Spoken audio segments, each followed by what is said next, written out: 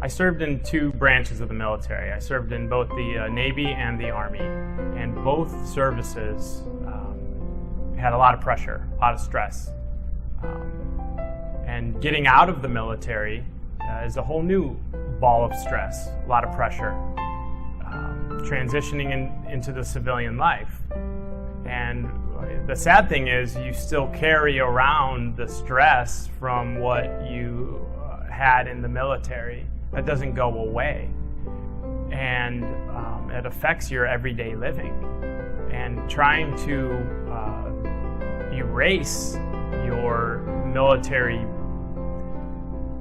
career or your military life, it's not possible. So we need people out there that help veterans like myself and other veterans that are dealing with issues to heal.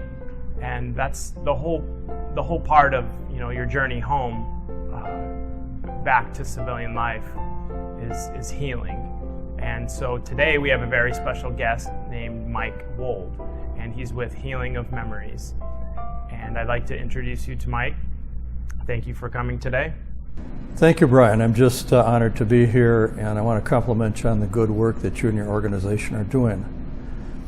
My background is that I'm the Arizona coordinator for what's called the Institute for Healing of Memories, and in that capacity I coordinate weekend-long workshops for veterans, healing workshops.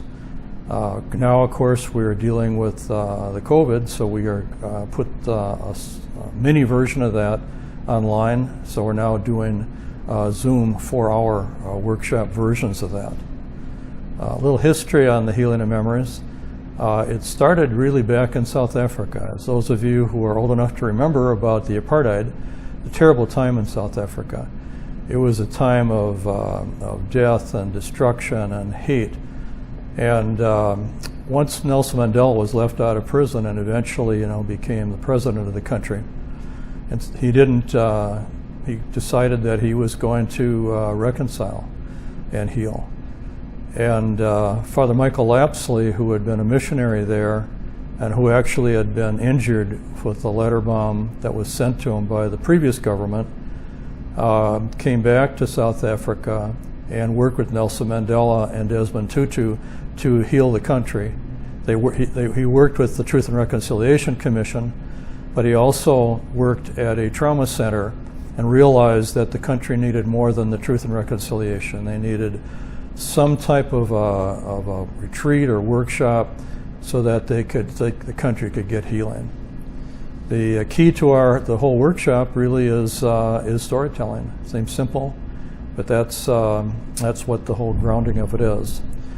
The workshop has been done all over the world, about 1,000 times now. Northern Ireland, Rwanda, the Hutsis and Tutsis. When Father was out a couple years ago, he did a reconciliation workshop in LA. So it's for me in Arizona. We started really with our first workshop in 2013, October 2013. Since that time, we've done 25 workshops. We've also done, that was for veterans. We did 3 workshops for spouses and significant others of veterans. We found that what the workshop does, of course, healing has to do with of course, physical, mental and spiritual.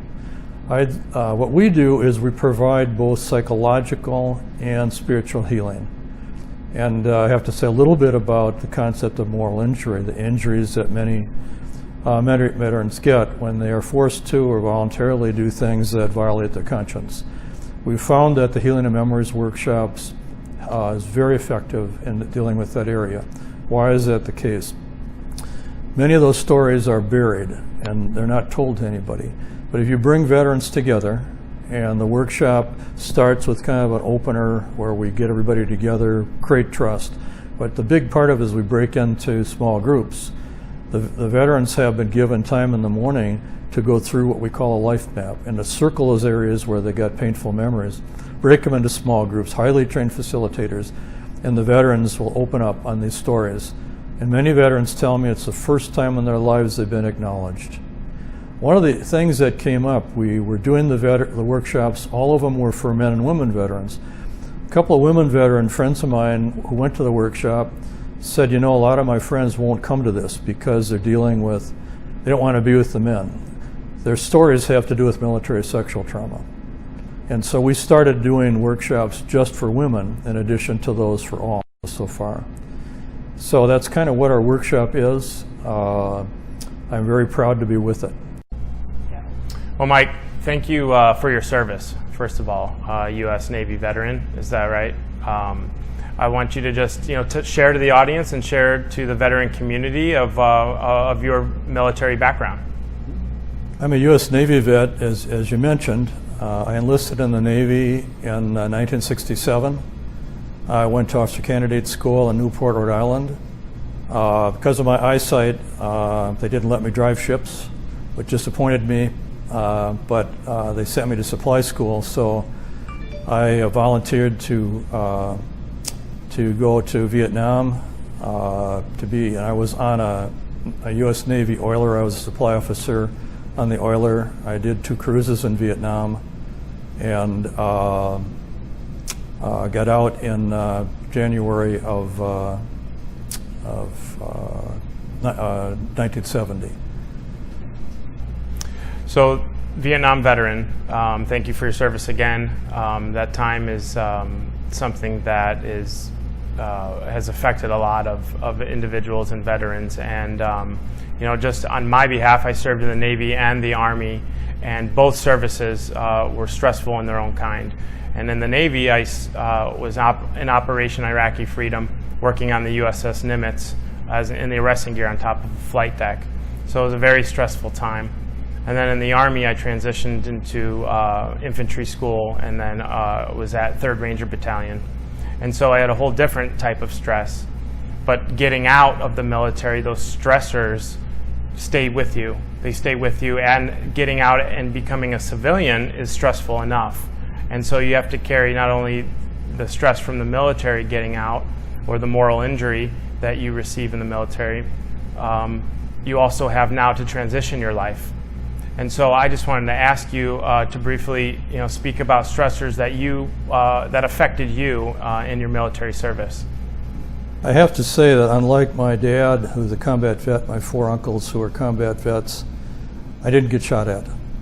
But as you know from being in the Navy, when you're in a conflict, you capture the spirit of that conflict. And we refueled ships. We refueled pretty much every ship in the Navy. In the 7th Fleet, we worked pretty much 24/7. We did lose one sailor because of some accident that occurred. So it's a dangerous thing. When I got out, my uncle, who had been in the second wave at Omaha Beach, said, "You're going to be different." And he told me, he said, "Things that you enjoyed before, you will not enjoy anymore. You're a Viking fan. I don't think you want to watch any games for a while." Well, I got back, and that's exactly what happened. I went to get on unemployment. I realized, hey, I'm not even looking for a job. I am burned out. So I ended up, it was 6 months before I finally got to work. And then unfortunately, I kind of buried myself. I did not that I was proud to have served, as pretty much all the Vietnam vets were, but we didn't talk about it much. And so I kind of buried myself. And 40 years later, I saw the kids coming back like you. I thought, I can't stay on the sideline anymore. I have to step into the game. So I founded a veteran ministry at a larger church up in Minnesota, and then that led me into the Healing of Memories. I thought I missed the boat on my Vietnam vet friends. It turns out about 40% of the veterans that come to the workshop are Vietnam vets. They're still hurting. I still can help them heal. Great. Yeah. Mike, I can relate a lot to what you just said. No one warned me that I was going to be different when I came home. It just kind of happened. And isolation was a big part. Feeling a sense of loss was a big part.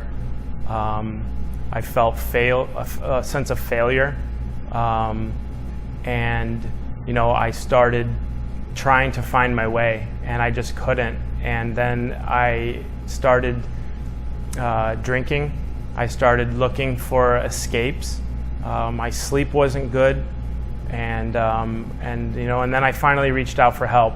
Loved ones directed me to the VA, and I started counseling and talking to other veterans, and just realized we're all suffering some sort of pain and mental health issues, and so I just want you to speak about a little of and paint us a picture to now the veterans that come into Healing of Memories, and issues that they may face, and to the veteran community, for the veterans that are watching, what they might be going through right now, and why it's so important to reach out for help, and whether that's from Healing Memories or the Veteran Crisis Line, the VA.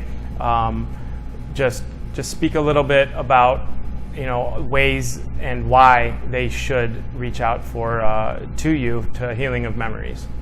One thing I wanted to mention is that the first thing when I'm talking to a veteran, I interview each veteran. I've interviewed over 325 veterans personally before they come to the workshop.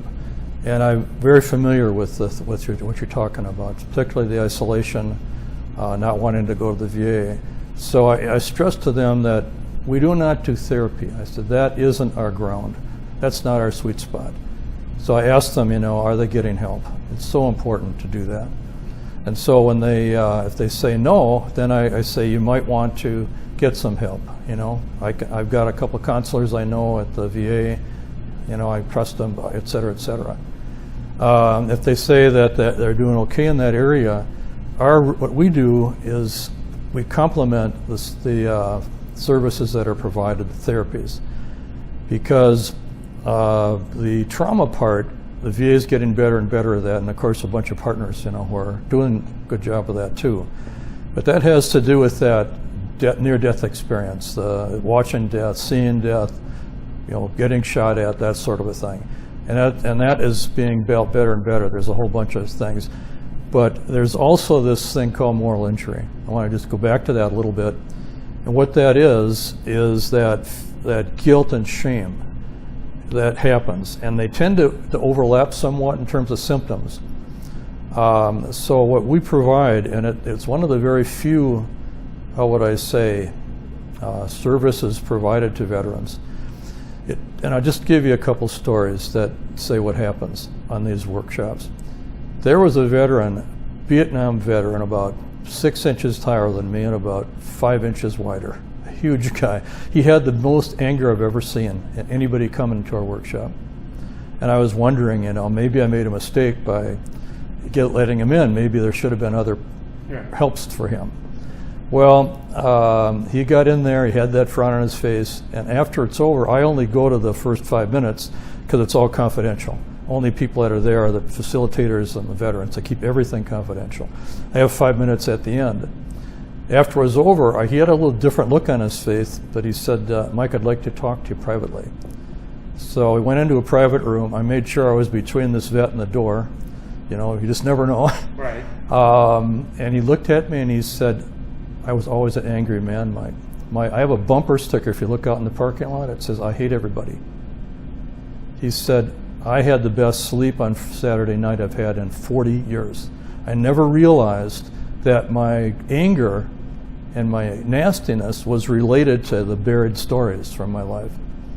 And the stories that they're allowed to tell, they're not just military stories, it goes all the way back. Everything, we allow stories because everything all relates. Pain is pain, whether you get it after the military, before, or during.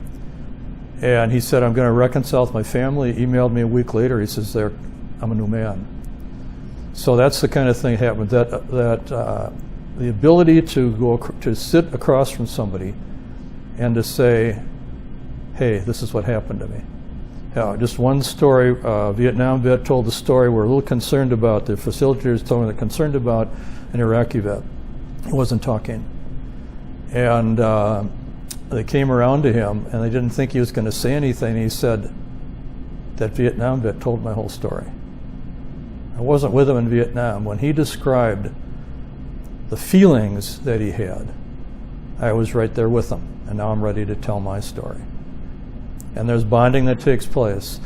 With respect to our Zoom workshop, I was a little concerned with Zoom, that we've been able to really get veterans connected. I can't say that it has the deepest healing that you do when you're with people the whole weekend. I've had Marine vets that are Vietnam vets that went headed out to Kingman just to stay with this one young vet, one Marine, just to help him, in his life, So that's kind of the impact of this workshop.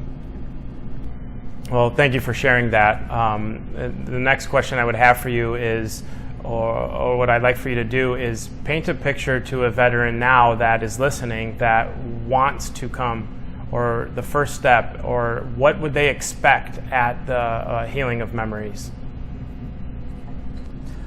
Okay. The first thing I want to mention to the veterans out there is the first step is to give me a call. I don't have people register on websites and just pop into the workshop. I want to talk to that veteran. Part of my healing, part of my mission is really to talk to the vets, and many vets stay connected with me. I just had a vet contacted me. She was sleeping in a car, so I was able to get her to the Be Connected program, and she's off and running again. So this is a lady that went to the workshop 3 years ago. So I really enjoy that part. So when I connect, we'll be talking. I'll be assessing whether I feel it's going to be good for that veteran, whether they maybe need more therapy, and if they make their decision. So then we actually will provide transportation if somebody, and I've got veterans that pick up people and take them there. I'm talking about the in-person workshop, which will be starting again after the COVID. Give them a nice dinner at the retreat center on the Friday night. We do it over weekends. There's a 2-hour session where we connect people. And when we ask them eventually, after we get them connected and get them comfortable, we ask them 3 questions. What did you do? What was done to you? What did you not do? So they start thinking about this. And in the morning, they break out and do it privately. They can go anywhere on the retreat center grounds. We have 2 retreat centers, Spirit of the Desert and Carefree, and Francis Renewal Center in Scottsdale, beautiful retreat centers. And we break them into small groups with highly trained facilitators.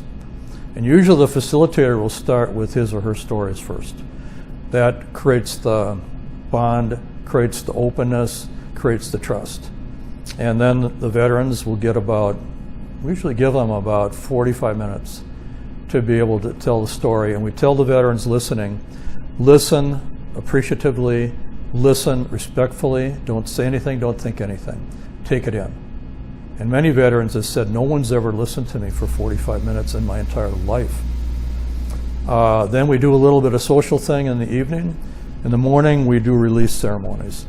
I never thought the vets would do this, but Father Michael said, working with your hands and clay work, working with the ground is important. We actually do some clay work. They make a clay image. They dedicate it, to whatever they want. Somebody that could be a family member, could be a buddy, that was killed in Vietnam, or whatever the case may be. And then we have them get together and do kind of they get together and just create. It's almost like a play. They can do anything they want, and that gets some release. And then our final thing is to take a piece of paper, write down the things you want to release, crumple it up. We do a ceremony and burn it, and they're on their way. So that's kind of what it is. Now, what we did is we took the 4 key sections of the weekend retreat to do our 4-hour Zoom. The first hour is that connection and questioning. The second one is them coming up with those areas of their lives that where they're painful. The third one is the breakout. And we can only give them about 25 minutes. So we tell them, that we might not be able to go as deep as we would like. We encourage them, to come back next year, for the weekend. And then the fourth part is what we do on Sunday, that release. We've had good success with it.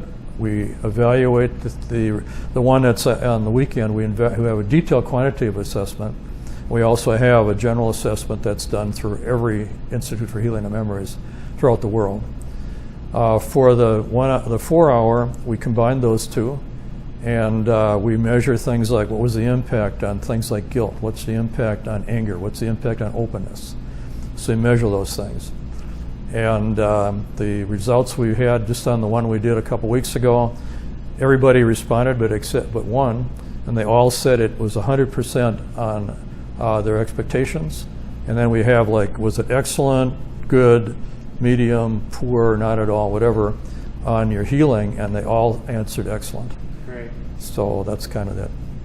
That's wonderful, Mike. I'm just delighted to hear that there's people out there like you that are out boots on the ground and helping veterans and to heal, the journey home.